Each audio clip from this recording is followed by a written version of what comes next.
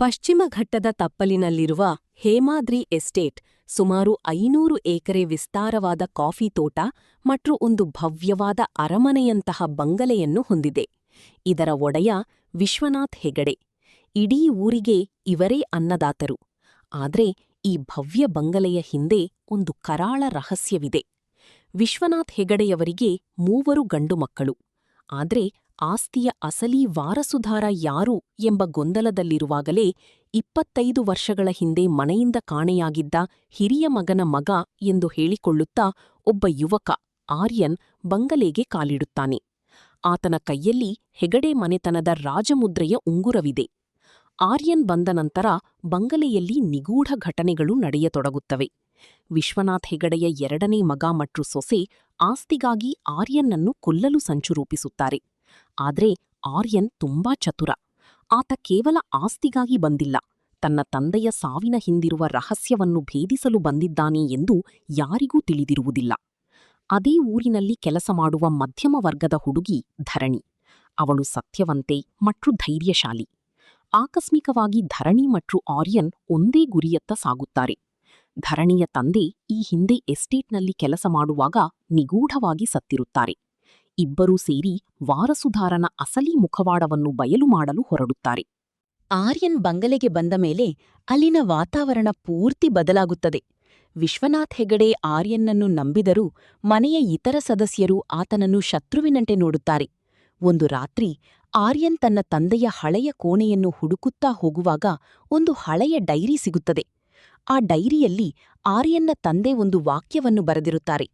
ಹೇಮಾದ್ರಿ ಎಸ್ಟೇಟ್ನ ಅಸಲಿ ವಾರಸುದಾರ ರಕ್ತದಿಂದಲ್ಲ, ಸತ್ಯದಿಂದ ನಿರ್ಧಾರವಾಗುತ್ತಾನೆ. ಅರಮನೆಯ ಈಶಾನ್ಯ ಮೂಲೆಯ ಗೋಡೆ ಸುಳ್ಳು ಹೇಳುವುದಿಲ್ಲ. ಇದರ ಅರ್ಥ ಹುಡುಕುವಷ್ಟರಲ್ಲಿ ಆರ್ಯನ್ ಮೇಲೆ ಪ್ರಾಣಾಪಾಯದ ದಾಳಿ ನಡೆಯುತ್ತದೆ. ಆತನನ್ನು ರಕ್ಷಿಸುವುದು ಧರಣಿ. ಇಲ್ಲಿಂದ ಇಬ್ಬರ ನಡುವೆ ಒಂದು ಅಲಿಖಿತ ಒಪ್ಪಂದ ಏರ್ಪಡುತ್ತದೆ. ಧರಣಿಯ ತಂದೆ ಸಾಯುವ ಮುನ್ನ ಅವಳಿಗೆ ಒಂದು ಸಣ್ಣ ಮರದ ಪೆಟ್ಟಿಗೆಯನ್ನು ಕೊಟ್ಟಿರುತ್ತಾರೆ. ಅದು ವಿಶ್ವನಾಥ್ ಹೆಗಡೆಯವರ ಬಂಗಲೆಯ ಯಾವುದೇ ಬೀಗಕ್ಕೂ ಹೊಂದುವುದಿಲ್ಲ. ಆದರೆ ಆರ್ಯನ್ ಕಂಡುಹಿಡಿದ ಡೈರಿಯಲ್ಲಿನ ಒಂದು ರೇಖಾಚಿತ್ರಕ್ಕೂ ಧರಣಿ ಬಳಿಯಿರುವ ಪೆಟ್ಟಿಗೆಯ ವಿನ್ಯಾಸಕ್ಕೂ ಸಾಮ್ಯತೆಯಿರುತ್ತದೆ. ಇಬ್ಬರೂ ಸೇರಿ ಈಶಾನ್ಯ ಮೂಲೆಯ ಗೋಡೆಯನ್ನು ಪರೀಕ್ಷಿಸಿದಾಗ ಅಲ್ಲಿ ಒಂದು ರಹಸ್ಯ ಗೂಡು ಪತ್ತೆಯಾಗುತ್ತದೆ. ಅದರಲ್ಲಿ ಹೆಗಡೆ ಕುಟುಂಬದ ವಂಶವೃಕ್ಷ ಇರುತ್ತದೆ. ಆ ವಂಶವೃಕ್ಷದಲ್ಲಿ ಆರ್ಯನ್ನ ತಂದೆಯ ಹೆಸರಿನ ಪಕ್ಕದಲ್ಲಿ ಮತ್ತೊಬ್ಬ ವ್ಯಕ್ತಿಯ ಹೆಸರು ಅರ್ಧಕ್ಕೆ ಅಳಿಸಿ ಹೋಗಿರುತ್ತದೆ. ಕಥೆಯು ಒಂದು ದೊಡ್ಡ ತಿರುವು ಪಡೆಯುವುದು ಇಲ್ಲಿಯೇ. ವಿಶ್ವನಾಥ್ ಹೆಗಡೆಯವರ ಹಿರಿಯ ಮಗನಿಗೆ ಕೇವಲ ಒಬ್ಬನೇ ಮಗನಲ್ಲ, ಆರ್ಯನ್ ಜೊತೆಗೆ ಒಬ್ಬ ಅವಳಿ ಸಹೋದರನೂ ಇದ್ದ ಎಂಬ ಸತ್ಯ ಹೊರಬರುತ್ತದೆ. ಹಾಗಾದರೆ ಆ ಇನ್ನೊಬ್ಬ ಸಹೋದರ ಎಲ್ಲಿದ್ದಾನೆ? ಆತ ಬದುಕಿದ್ದಾನೆಯೇ ಅಥವಾ ಆಸ್ತಿಗಾಗಿ ಆತನನ್ನು ಮೊದಲೇ ಇಲ್ಲವಾಗಿಸಲಾಗಿದೆಯೇ? ಇದರ ನಡುವೆ ವಿಶ್ವನಾಥ್ ಹೆಗಡೆಯ 2ನೇ ಮಗ ಪ್ರತಾಪ್ ಆರ್ಯನ್ನನ್ನು ಮನೆಯಿಂದ ಹೊರಹಾಕಲು ನಕಲಿ ಡಿಎನ್ಎ ರಿಪೋರ್ಟ್ ಸಿದ್ಧಪಡಿಸುತ್ತಾನೆ. ಆರ್ಯನ್ ಒಬ್ಬ ವಂಚಕ ಎಂದು ಇಡೀ ಊರ ಮುಂದೆ ಸಾಬೀತು ಮಾಡಲು ಸಂಚು ಹೂಡುತ್ತಾನೆ. ರಾತ್ರಿಯ ಹೊತ್ತು ಬಂಗಲೆಯಲ್ಲಿ ಓಡಾಡುವ ಆ ಕಪ್ಪು ನೆರಳು ಯಾರು ಎಂಬುದು ಬಯಲಾಗುವ ಸಮಯ ಹತ್ತಿರವಾಗುತ್ತದೆ. ಆರ್ಯನ್ ಮತ್ತು ಧರಣಿ ಆ ನೆರಳನ್ನು ಬೆನ್ನಟ್ಟಿದಾಗ ಅದು ಎಸ್ಟೇಟ್ನ ಒಳಗಿರುವ ಒಂದು ಹಳೆಯ ಪಾಳುಬಿದ್ದ ದೇವಸ್ಥಾನದೊಳಗೆ ಹೋಗಿ ಮಾಯವಾಗುತ್ತದೆ. ಆ ದೇವಸ್ಥಾನದ ಗರ್ಭಗುಡಿಯ ಕೆಳಗೆ ಒಂದು ನೆಲಮಾಳಗೆ ಇದ್ದು ಅಲ್ಲಿ ಒಬ್ಬ ವ್ಯಕ್ತಿಯನ್ನು ಕಳೆದ 20 ವರ್ಷಗಳಿಂದ ಕೈದಿಯಾಗಿ ಇಡಲಾಗಿದೆ ಎಂಬ ಆಘಾತಕಾರಿ ಸತ್ಯ ತಿಳಿಯುತ್ತದೆ. ಆ ವ್ಯಕ್ತಿ ಯಾರು? ಆರ್ಯನ್ ಮತ್ತು ಧರಣಿ ಆ ಪಾಳುಬಿದ್ದ ದೇವಸ್ಥಾನದ ನೆಲಮಾಳಿಗೆಯನ್ನು ಪ್ರವೇಶಿಸಿದಾಗ ಅಲ್ಲಿ ಅವರಿಗೆ ಕಾಣುವುದು ಗಡ್ಡ ಬೆಳೆದು ಅಶಕ್ತನಾಗಿ ಕುಳಿತಿರುವ ಒಬ್ಬ ವೃದ್ಧ ವ್ಯಕ್ತಿ. ಆತನ ಕಣ್ಣುಗಳಲ್ಲಿ ದಶಕಗಳ ನೋವಿದೆ. ಆರ್ಯನ್ ಹತ್ತಿರ ಹೋದಾಗ ಆ ವೃದ್ಧ ತನ್ನ ನಡುಗುವ ಕೈಗಳಿಂದ ಆರ್ಯನ್ನ ಮುಖವನ್ನು ಮುಟ್ಟಿ ವಿಕ್ರಮ್, ಮಗನಿ ಎಂದು ಪಿಸುಗುಟ್ಟುತ್ತಾನೆ. ಆರ್ಯನ್ ಸ್ತಬ್ಧನಾಗುತ್ತಾನೆ. ಆ ವೃದ್ಧ ಮತ್ಯಾರೂ ಅಲ್ಲ, ಆರ್ಯನ್ನ ತಂದೆ ವಿಕ್ರಮ್ ಹೆಗಡೆ. 25 ವರ್ಷಗಳ ಹಿಂದೆ ಅಪಘಾತದಲ್ಲಿ ತೀರಿಹೋದರು ಎಂದು ಬಿಂಬಿತವಾಗಿದ್ದ ವಿಕ್ರಮ್ ಅವರನ್ನು ಇಲ್ಲಿ ಬಂಧನದಲ್ಲಿ ಇಡಲಾಗಿತ್ತು.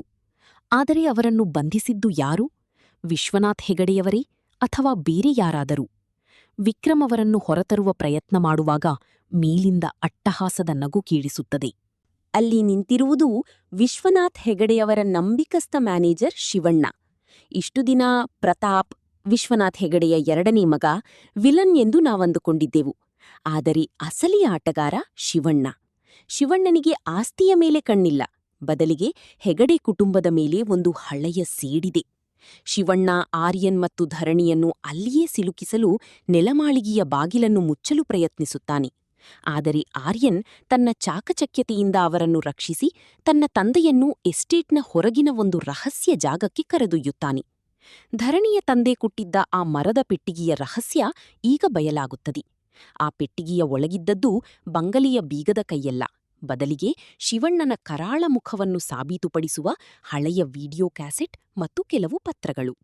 ಧರಣಿಯ ತಂದೆ ಎಸ್ಟೇಟ್ನಲ್ಲಿ ಕೆಲಸ ಮಾಡುವಾಗ ಶಿವಣ್ಣನ ಸಂಚನ್ನು ತಿಳಿದುಕೊಂಡಿದ್ದಕ್ಕೆ ಅವರನ್ನು ಕೊಲ್ಲಲಾಗಿತ್ತು ಎಂಬ ಸತ್ಯ ಧರಣಿಗೆ ತಿಳಿಯುತ್ತದೆ. ಈಗ ಧರಣಿ ಮತ್ತು ಆರ್ಯನ್ ಇಬ್ಬರಿಗೂ ಶತ್ರು ಒಬ್ಬನೇ, ಶಿವಣ್ಣ. ಆರ್ಯನ್ ತನ್ನ ತಂದೆಯನ್ನು ಕರೆದುಕೊಂಡು ನೇರವಾಗಿ ವಿಶ್ವನಾಥ್ ಹೆಗಡೆಯವರ ಮುಂದೆ ನಿಲ್ಲುತ್ತಾನೆ. ತನ್ನ ಮಗ ಬದುಕಿದ್ದಾನೆ ಎಂದು ತಿಳಿದ ವಿಶ್ವನಾಥ್ ಹೆಗಡೆ ಕುಸಿದು ಬೀಳುತ್ತಾರೆ. ಇಡೀ ಕುಟುಂಬ ಆಘಾತಕ್ಕೊಳಗಾಗುತ್ತದೆ. ಆದರೆ ಶಿವಣ್ಣ ಸುಮ್ಮನೆ ಕೂರುವುದಿಲ್ಲ.